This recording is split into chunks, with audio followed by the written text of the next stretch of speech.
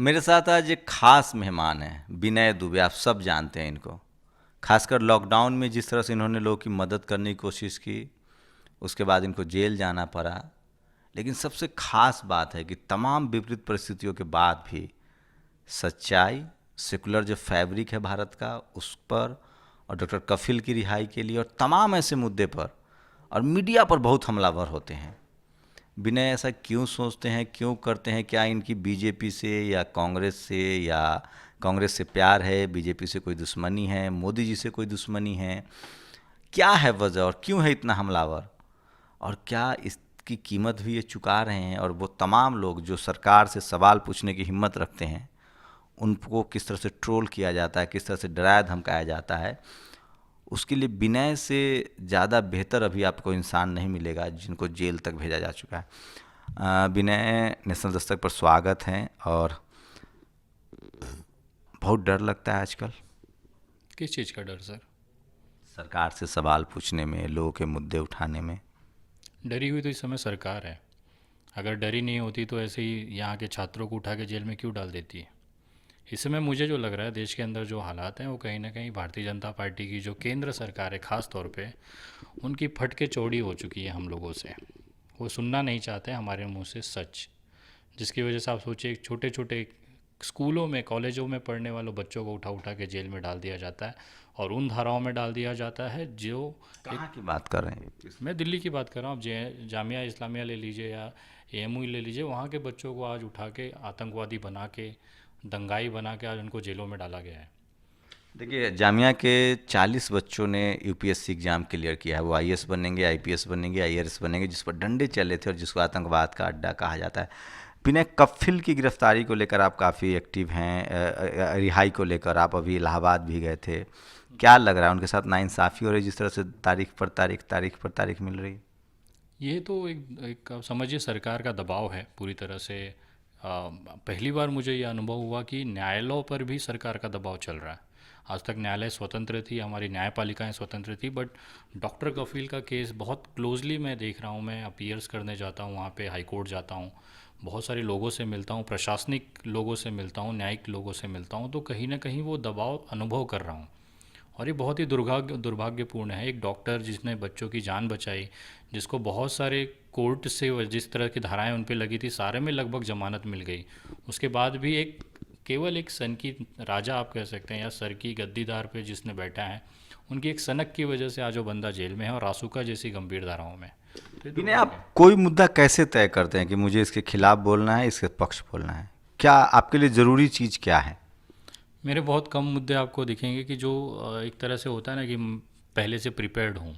जो current affairs हो रही है, जहाँ मुझे लगता है कि गलत हो रहा है, वहाँ मैं लात मारता हूँ। सामने चाहे ये लात किसी को भी लगे, कोई परवाह नहीं करता हूँ। लेकिन जिस तरह से देश में एक नफ़रत की राजनीति की जा रही है, एक दूसरे के प्रति जो जहर घोला जा रहा है, मुझे लगता है कि इसके खिलाफ अगर आज नहीं मैंने लात मारी तो कल को इसका शिकार मेरी जो बेटियां हैं उनको भी भविष्य में होना पड़ेगा। तो विनय, ये कब से आपको ऐसा लगा? आप मुंबई में रहते हैं, मुंबई में इतनी भाग दौड़ है, एक सफल ज़िंदगी है आपकी, सफल आदमी है, बिजनेस है आपका, परिवार है, अच्छा लाइफ स्टाइल। कब लगा कि गरीबों के पक्ष में, जिनके साथ अन्याय हो रहा है उनके साथ खड़ा होना चाहिए? और सोशल मीडिया पर आप जिस तरह से पॉपुलर हैं, एक कैब ड्राइवर से लेके और सारे लोग आपको जानते हैं। मतलब कैब ड्राइवर मैं इसलिए कर रहा हूँ कि वो आपको रिकॉग्नाइज कर रहा है। जी। नेता तो जानते ही हैं, विपक्ष तो जानता ही है, सत्ता पक्ष तो जानता है। तो ये कब लगा आपको और कब आप इस तरह से एक्टिव हुए? देखिए, मेरे पिताजी ऑटो ड्राइवर रहे हैं, तो जो गरीबी या भुखमरी एक होती है वो मैंने बहुत करीबी से जिया है। एक अच्छी मेरिट होने के बाद भी मैं इंजीनियरिंग पूरी नहीं कर पाया क्योंकि पैसों की तंगी थी। कितने ही सालों तक मैंने घाटकोपर के सिग्नल पे किताबें बेची हैं। उसके बाद भले मैं एक बिज़नेस में एक तरह से मेरा आज थोड़ा सा सेटल है, लेकिन कहीं ना कहीं वो चीज़ मैंने बहुत नज़दीक से महसूस की है कि मेरी पढ़ाई छोड़ने के बाद मेरे भाइयों की पढ़ाई हो पाए, क्योंकि एक इंजीनियरिंग और 3 भाई और हैं। तो वो जो चीज़ें मैंने देखी हैं बचपन से, उसको कहीं ना कहीं वो मेरे दिल में रहता है। आज अच्छी खासी लाइफस्टाइल मैं जीता हूँ, लेकिन फिर भी दिल में एक रह जाता है कि मेरे पिताजी ने जो स्ट्रगल किया, जो मैंने स्ट्रगल किया है ज़मीन पे, वो कहीं अगर मैं अपनी मेहनत से या अपने इस तरह के कार्यों से अगर किसी का भला कर सकता हूँ या उनको थोड़ा सा सुकून दे सकता हूँ, तो मुझे लगता है कि वो मैं करना चाहता हूँ। और मेरे दिल में हमेशा से ये रहा है कि जो तकलीफ़ें मेरे पिताजी ने देखी, मैंने देखी, वो कोई और ना देखे। कैसा लगता है आपको? आप लॉकडाउन हुआ था, बहुत देश के सारे बड़े शहरों में लोग परेशान थे, मजबूर थे। हम सब टीवी पर तो नहीं दिखाएगा, सोशल मीडिया पर एक्टिव थे, देख रहे थे। आपको उसकी वजह से जेल भी जाना पड़ा। उसके बाद और लोगों को लगता था लोग घर के बिना घर बैठ जाएंगे, अब डर जाएंगे। उसके बाद अब और ताकत से आप, अब तो आप निकलने लगे हैं, घर से निकल गए हैं, पूरा यूपी घूम के आए, हिम्मत की बात है। दिल्ली घूम रहे हैं, तो अब और ताकत मिल गई है, उससे डर खत्म हो गया है, जो एक डर था जेल जाने का। देखिए, डर तो मेरा 2 साल पहले ही ख़त्म हो गया। जब मोदी जी आए थे कल्याण में मेट्रो के उद्घाटन में, उस समय मैंने उनको जब काले झंडे दिखाए थे, उसके बाद जब वो गिरफ्तारी हुई थी उस समय ही मेरा डर निकल गया था। तो जेल वगैरह मुझे पता है कि आज नहीं तो कल मैं सैकड़ों बार जाऊंगा, भविष्य में भी जाऊंगा।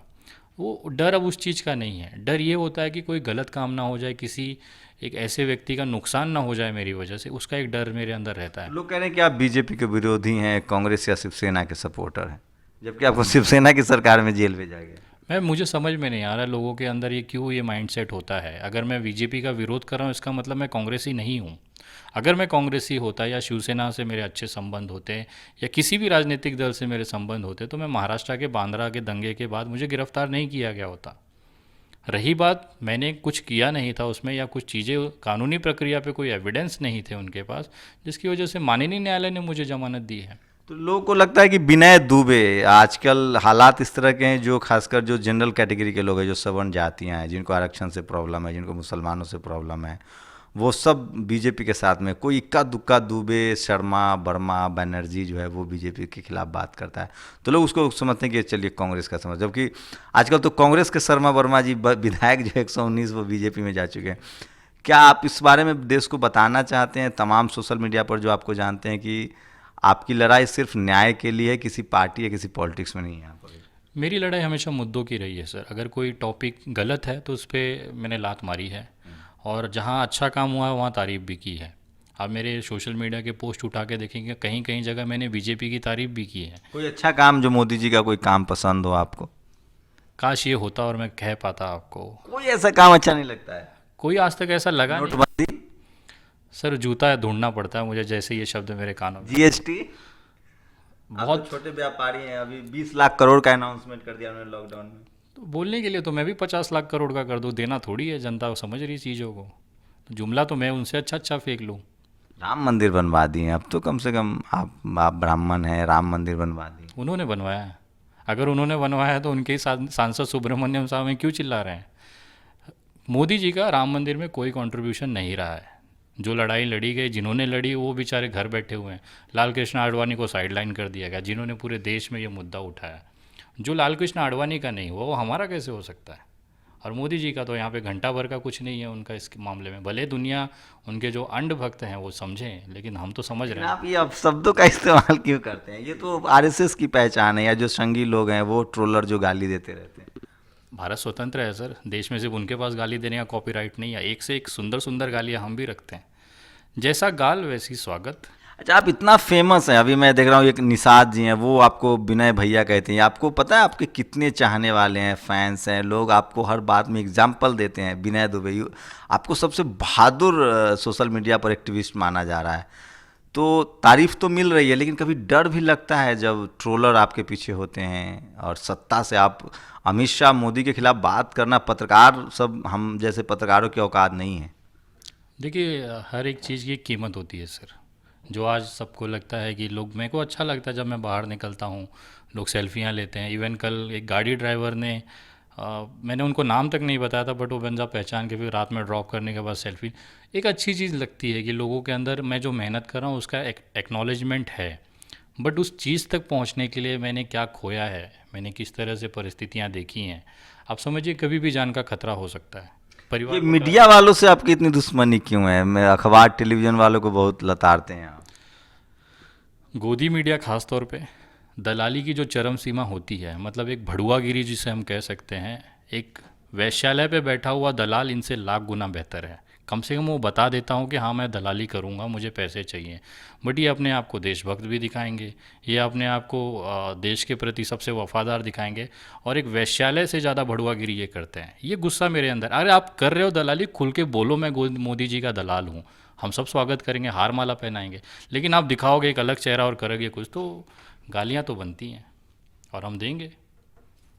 ये जो आपको कब ऐसा लगा कि इस देश में मुसलमान हो या गरीब हो, जिसको हम लोग दलित, SC ST OBC कहते हैं, आपकी जाति की समझ नहीं आपने बताया, तो उनके साथ भेदभाव होता है? कम से कम मुसलमान से धार्मिक भेदभाव तो होता है, आपको लगता है? कब से लगा ऐसा? सर 2014 तक मुझे महसूस तक नहीं हुआ कि देश में हिंदू और मुसलमान नाम की चीज़ होती है। मैं जिस परिवेश में रहा हूँ, एक मेट्रो सिटी है, आर्थिक राजधानी है देश की, हमारे कितने ही भाई बंधु हैं जो मुस्लिम समाज से रहने के बाद भी हमें रियलाइज़ नहीं हुआ। लेकिन जब से ये मोदी जी आए हैं, वो उंगली दिखा दिखा के बता रहे हैं, ये दाढ़ी वाला है, ये टोपी वाला है, ये मुस्लिम है, ये हिंदू है। ये जो फ़र्क है, ये इस देश का जो आत्मा है, जो सोल है, वो हो नहीं सकता है। ये ज़बरदस्ती एक नई चीज़ क्रिएट करना चाह रहे हैं जो इस भारत में कम से कम मुमकिन नहीं है। जो हमारी परंपरा रही है एक दूसरे से भाईचारा, एकता, वो एक और तोड़ने की जो कोशिश है वो मुश्किल है। उस समय जब ये टूटता हुआ दिखा तो मुझे लगा कि अगर आज आवाज़ नहीं उठी तो कल यही हमारे आने वाली पीढ़ियों को झेलना पड़ेगा। लेकिन ये तो मुंबई में बाल ठाकरे ने भी इस तरह के काम बहुत किए हैं, राज ठाकरे ने भी, उनकी पूरी राजनीति यही हिंदू मुस्लिम को लेकर रही है। सर कभी अगर मैंने बहुत करीबी से देखा है, बाला साहब ठाकरे, सम्माननीय बाला साहब ठाकरे को भी देखा है, सम्माननीय राज ठाकरे साहब को भी देखा है, उन्होंने कभी भी कट्टरता वाली हिसाब किताब नहीं रखी। शिवसेना में बहुत सारे मुस्लिम नेता हैं, राज ठाकरे जी की पार्टी में बहुत सारे मुस्लिम कार्यकर्ता हैं, तो वो हिंदू मुस्लिम की जो टॉपिक थे वो कुछ स्पेसिफिक मुद्दों के ऊपर थे। बाला साहब ठाकरे जी ने राम मंदिर की इस पे बात की थी, जो कि फैसला कोर्ट के अंदर था, उनके ऊपर कार्रवाई भी चली है, आरोपी तक बनाया गया था। तो बट उनका जो स्पेसिफिक, वो मुस्लिम समाज को टारगेट नहीं करते थे कि हाँ भाई मुसलमान नहीं चाहिए देश में। आज भी मुंबई के अंदर आप किसी भी राज ठाकरे साहब की जो आप उनकी जो वीडियोज़ हैं मुस्लिमों के उन्होंने प्रति, कई बार कहा कि मुसलमानों के वोटिंग राइट छीन लेने चाहिए। सर स्पेसिफिक एक मुद्दे के ऊपर या किसी विषय के ऊपर, अभी अब आप समझिए मुंबई के अंदर अभी दंगे हुए थे जब भी मुस्लिमों, जो एक वहाँ पे रजा एकेडमी ने एक हमारे पुलिस वाली बहनों पे हाथ उठाए थे, उस सिचुएशन में आप क्या करते थे? आप भी उसी तरह से एक प्रतिक्रिया देंगे क्योंकि गुस्सा होता है मन में। लेकिन एक तो छोटा, फिर बीजेपी भी तो वही कर रही है। बीजेपी ने तो शिवसेना से ही सीखा है, क्योंकि मुंबई में शिवसेना हमेशा महाराष्ट्र में मजबूत रही है।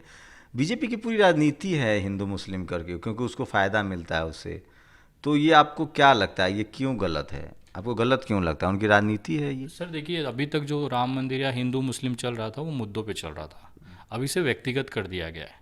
व्यक्तिगत इसके लिए कि आप मुस्लिमों के साथ नहीं रह सकते, हिंदुओं के दिल में ये डाला गया है एक डर की जो धंधा है। अच्छा, इससे इससे सवर्ण समाज अपने आप को कैसे रिलेट, उसे अच्छा लगता है कि जाति बनी रहे, आरक्षण खत्म हो, मंदिर बन जाए, मुसलमानों को दूसरे दर्जे का नागरिक बना दिया जाए? उन लोगों को क्या कहेंगे जो खासकर सवर्ण समाज के लोग हैं, जो बीजेपी के सपोर्टर है, जो नहीं समझ रहे हैं कि बेरोजगारी है, जीडीपी गिर रहा है, रोजगार खत्म है?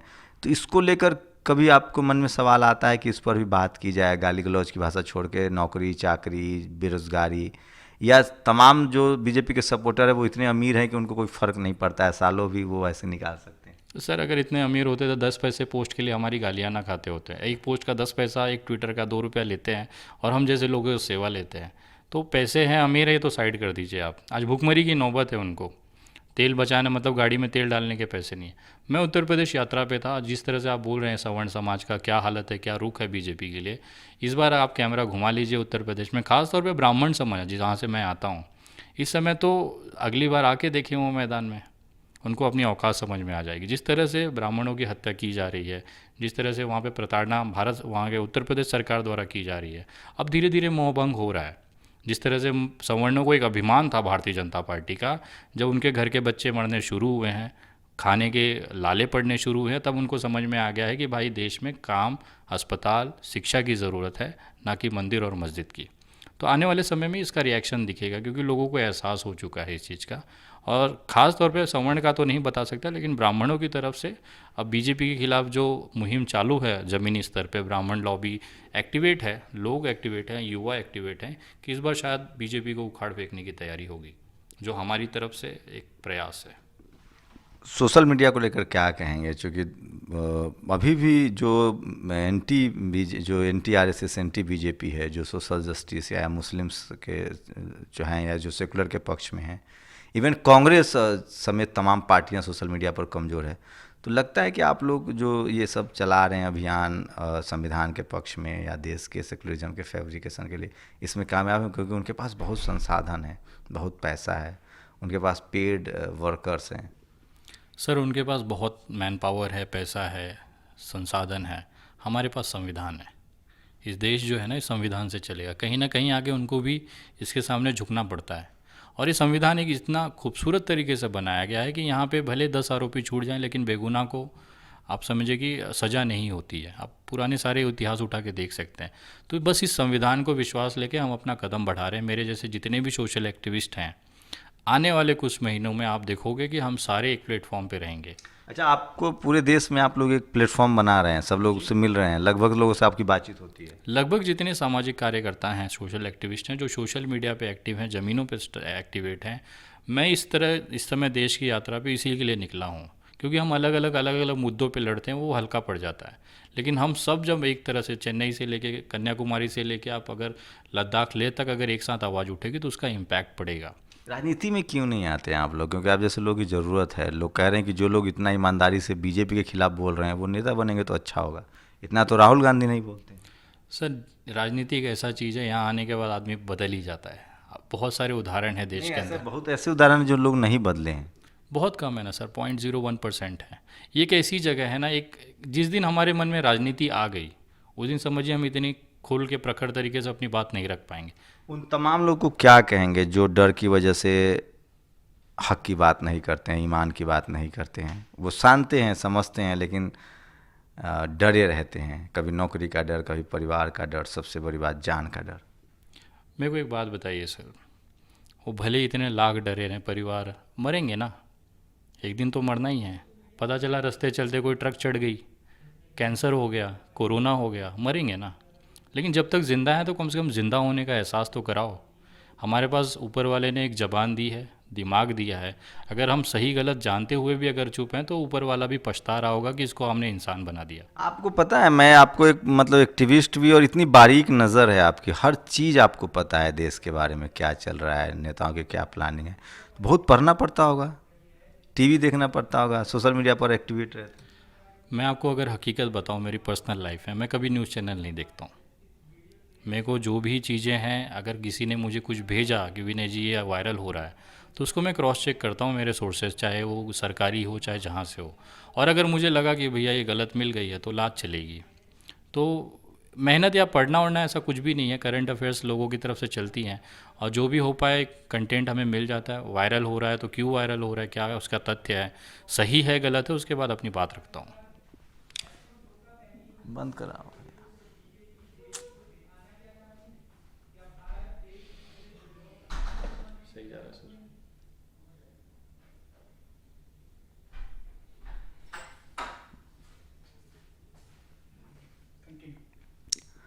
बिना ये जो आपका सफ़र था वो बहुत आगे निकल चुका है। अब तो आप अपने हाथ से भी निकल चुका है मामला। अब तो आप रोल बैक नहीं कर सकते, कदम पीछे नहीं खींच सकते। सवाल ही नहीं सर।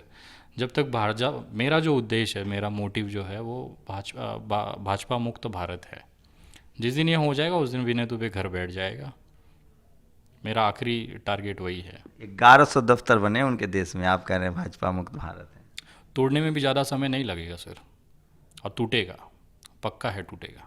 ये जितना अपनी ताकत लगाना है लगा ले। आने वाले समय में सरकार किस तरह से कुत्ते की तरह उनकी हालत होगी कि लोग भारतीय जनता पार्टी का झंडा लगाने से भी डरेंगे। क्यों, लोग कैसे, ऐसे क्यों लग रहा है? अभी तो वो टीवी उनके कब्जे में, अखबार उनके कब्जे में है। लोग को गरीबी, कोरोना जैसे महामारी में वो भी खुश हैं, बाढ़ है फिर भी खुश हैं। ये आपको दिखाया जा रहा है। ज़मीन पे उतरिए, भुखमरी पे उनका कोई कब्ज़ा नहीं है, लाशों पे उनका कोई कब्ज़ा नहीं है, इलाज में उनका कोई कब्ज़ा नहीं है। जो आम जनता महसूस कर रही है, क्या महसूस कर रही है? सर सिंपल है, उनके घर पे आज नौकरियां नहीं हैं, बेरोज़गारी इस हालत में, जो काम चल रहे थे वो भी बंद है। लोगों से उधार लेके काम चलाना पड़ रहा है, रिश्तेदारों से पैसे मांग के राशन भरा रहे हैं। कितने ही मैसेज मैं आपको दिखाऊं, कम से कम 50,000 मैसेज मेरे पास होंगे। 500 200 रुपए लोगों ने। सब मुसलमान होंगे या दलित हो सकते ऐसा नहीं है, कैटेगराइज नहीं कर सकते हैं, लेकिन हकीकत ये है ग्राउंड लेवल की कि स्थिति ये है और भयानक है। आप अस्पताल में जाओ, आपको बेड नहीं मिलेगा, वहीं आप पैसे भर दो, प्राइवेट अस्पताल आपको चूस लेंगे, घर तक बिक जाएगा, आप इलाज नहीं करा पाओगे। इस स्थिति में आखिर जिम्मेदार कौन है? सरकार। उनको जब ये सारी चीज़ें बनानी चाहिए थी तब वो अपने मंदिर मस्जिद में बिजी थे, कहीं आप सभा लेने में बिजी थे, नमस्ते ट्रम्प करने में बिजी थे। तो इस तक देखने वालों से कुछ कहेंगे आप? कोई खास एक खास रिक्वेस्ट है आपके चैनल के माध्यम से तमाम देश के लोगों को कि जहाँ पे भी गलत हो वहाँ पे आवाज़ उठाना सीखिए, क्योंकि अगर आज चुप रहे तो कल आपके बच्चे इसका खामियाजा ज़रूर भुगतेंगे। फिर रोना नहीं कि हम चुप थे। भारत में जो मैं कहता हूँ कि सोशल मीडिया ही बहुजन मीडिया और सोशल मीडिया ही सच्चा मीडिया है, वो यकीन मानिए वो सिर्फ और सिर्फ विनय जैसे लोगों की वजह से है। विनय जैसे लोग जो लगातार उस पर बात करते हैं, उससे सोशल मीडिया की विश्वसनीयता जो है वो बहुत मजबूत हुई है। शुक्रिया विनय, हमसे बात करने के लिए। बहुत बहुत धन्यवाद सर।